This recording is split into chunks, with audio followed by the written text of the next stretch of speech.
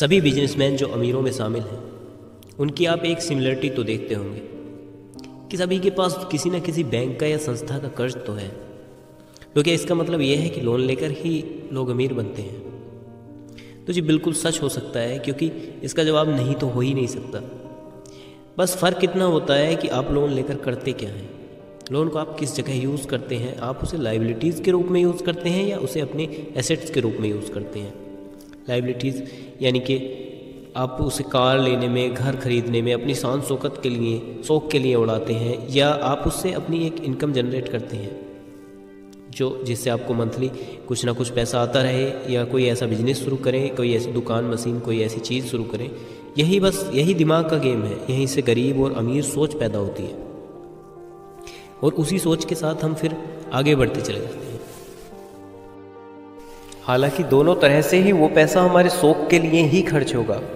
यदि हमारी सोच छोटी होगी तो हम उसी पैसे को तुरंत खर्च कर लेंगे अपनी कार के लिए, अपने शौक़ के लिए, अपने मकान के लिए, अपने घर के लिए। और अगर आपकी सोच बड़ी होगी तो आप कोई ना कोई ऐसा बिजनेस कर लेंगे जिससे आपको महीने में इनकम आनी शुरू हो जाए। लेकिन उसमें समय लगेगा, मतलब आपको पेशेंस रखना होगा। पेशेंस पहचान होती है कामयाब लोगों की। अब आपको यहाँ एक बात परेशान करेगी कि कहीं पेशेंस के चक्कर में आप पर कर्ज की EMI और इंटरेस्ट इतना ना बढ़ जाए कि आप उसे चुका ना पाएँ। तो यहाँ आपको दिमाग लगाना है। आपको गोल्ड लोन लेने से पहले ही डिसाइड कर लेना है। मान लीजिए अगर आप एक कलाकार हैं और लोन लेते हैं तो आपको लोन लेते ही अपनी एल्बम बनानी है। अगर आप ट्रेडिंग करना चाहते हैं या आप शेयर मार्केट को समझते हैं तो आपको लोन लेते ही वहाँ इन्वेस्टमेंट करना है, एक सही समय देखकर। और यदि आप कोई मशीन, कारखाना या किसी इस तरह का कोई एक्सपीरियंस रखते हैं तो आपको वही करना है। लेकिन कुछ दिन के लिए आपको एक दमदार दिमाग, पेशेंस और एक बड़ी दूरदर्शी सोच के साथ काम करना होगा, क्योंकि सफलता के लिए दूरदर्शी सोच एक सबसे पहली चीज़ दूरदर्शी सोच है आपकी। और पेशेंस रखना आपको ज़रूरी है, क्योंकि बिना पेशेंस के आप कहीं भी कामयाबी नहीं पा सकते। मान लीजिए एक दो बार छोटी मोटी कामयाबी आपको मिल भी जाती है तो आप बड़ी कामयाबी बिना पेशेंस के हासिल नहीं कर सकते। यदि आप रियल इस्टेट में जानकारी रखते हैं तो वहाँ इन्वेस्टमेंट कीजिए।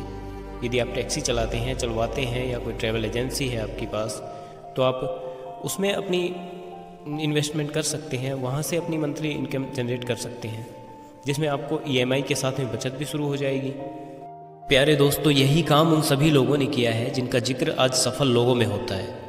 यहाँ तक कि बैंक जिससे आप लोन ले रहे हैं वो भी तो हमारा बचत खाता खोलकर हमसे 2-3% पर लोन ही लेता है, और हमें ही या हमारे भाई को ही किसी को 8-10-12% पर कर्ज वापस दे देता है।